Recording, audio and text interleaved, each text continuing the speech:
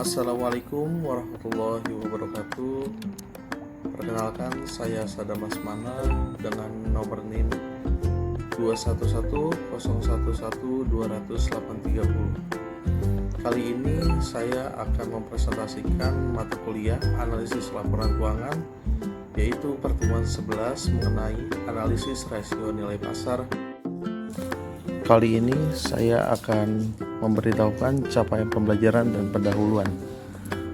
Capaian pembelajaran kali ini, setelah menyelesaikan materi ini, mahasiswa mampu memahami dan membuat analisa rasio nilai pasar, serta terdapat menginterpretasikannya. Pendahuluan. Rasio nilai pasar atau market value ratio adalah rasio yang berhubungan dengan harga saham perusahaan dan arus kas, laba, serta nilai buku per saham. Rasio ini merupakan indikator untuk mengukur mahal murahnya suatu saham. Digunakan untuk membantu investor mencari saham dengan potensi keuntungan dividen besar sebelum menanamkan modalnya. Definisi rasio nilai pasar. Rasio nilai pasar adalah sekumpulan rasio yang menghubungkan harga saham dengan laba, nilai buku per saham, dan dividen. Rasio ini memberikan petunjuk mengenai apa yang dipikirkan investor atas kinerja perusahaan di masa lalu dan prospek di masa mendatang. Menunjukkan seberapa besar masyarakat atau investor menghargai perusahaan sehingga mereka mau membeli saham dengan harga yang lebih tinggi dibanding nilai buku saham. Mengukur harga pasar saham perusahaan relatif terhadap nilai bukunya. Sudut pandang rasio ini lebih banyak berdasarkan investor atau calon investor, meskipun manajemen juga berkepentingan. Pentingnya analisis rasio nilai pasar. 1. Rasio nilai pasar melacak kinerja keuangan perusahaan dan mengetahuinya di posisi di pasar. 2. Membantu perusahaan menentukan apakah saham dinilai terlalu tinggi atau terlalu rendah. 3. Memudahkan perusahaan menentukan harga optimal saham dan kapan saham harus dibeli atau dijual. 4. Mengevaluasi harga saham untuk membantu investor membuat keputusan investasi. 5. Membantu investor agar tidak salah paham dalam keputusan berinvestasi dan tidak kehilangan uang mereka. 6.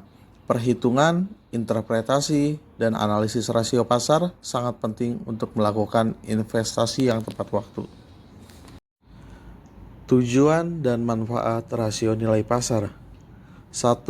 Rasio pasar mengukur harga pasar saham perusahaan relatif terhadap nilai bukunya.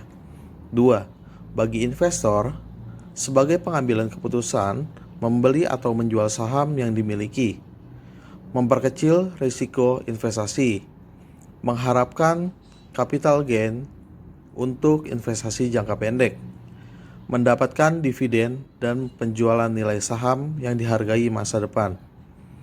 3. Bagi bankir investasi, penetapan harga saham perusahaan saat penerbitan saham baru atau IPO, Initial Public Offering. 4. Dapat menunjukkan kinerja sekuritas pasar modal. 5. Bagi perusahaan, berguna untuk memutuskan seberapa banyak nilai yang ditawarkan kepada perusahaan lain dalam potensi merger. Tolak ukur dalam memberikan imbalan investasi untuk investor dengan menghitung pembagian dividennya. Macam-macam rasio nilai pasar. 1. Rasio pendapatan per lembar saham atau earning per share EPS. 2. Rasio harga laba atau price earning ratio per. 3. Rasio pasar per buku atau market to book value ratio atau MBV. 4. Rasio pendapatan dividen atau dividend yield ratio atau DY. 5. Rasio pembayaran dividen atau dividend payout ratio atau DPR. Pada kesempatan kali ini, saya akan memberikan contoh soal pada pertemuan 11. Diketahui PT Unilever TBK pada tahun 2020. Jumlah saham 38 miliar 150 juta lembar. Harga per lembar saham Rp7.350. Laba yang dihasilkan 7.163 miliar 536 juta rupiah. Dividen kas 7.401 miliar 100 juta rupiah. Hitunglah EPS per dan DPR. Kali ini saya akan menyelesaikan contoh latihan pertemuan 11. 1. Perhitungan earning per share atau EPS. EPS sama dengan laba bersih atau jumlah lembar saham biasa yang beredar. EPS sama dengan 7.163.536 dibagi 38.150 juta. EPS sama dengan 187,77 atau dibulatkan 188. Kedua, price earning ratio atau PER. PER sama dengan harga pasar per saham dibagi pendapatan per lembar saham. PER sama dengan 7.350 dibagi 187,77. Hasilnya, PER sama dengan 39,15.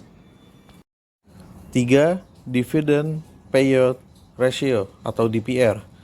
DPR sama dengan dividen per lembar saham dibagi pendapatan per lembar saham. Pertama, hitung dividen per lembar saham. Dividen per lembar saham sama dengan dividen kas atau jumlah saham. Dividen per lembar saham sama dengan 7.401.100 juta rupiah. 3 dibagi 38 150. Dividen per lembar saham sama dengan 193,99. DPR sama dengan 193,99 dibagi 187,77. Hasil akhir DPR sama dengan 1033 atau 103,3%. Sekian presentasi yang telah saya sampaikan pada pertemuan 11 ini. Semoga bermanfaat untuk teman-teman semuanya. Semoga dapat membantu pokok permasalahan yang terdapat dalam pertemuan 11 ini. Kurang lebihnya mohon maaf. Wabillahi taufiq wal hidayah. Wassalamualaikum warahmatullahi wabarakatuh.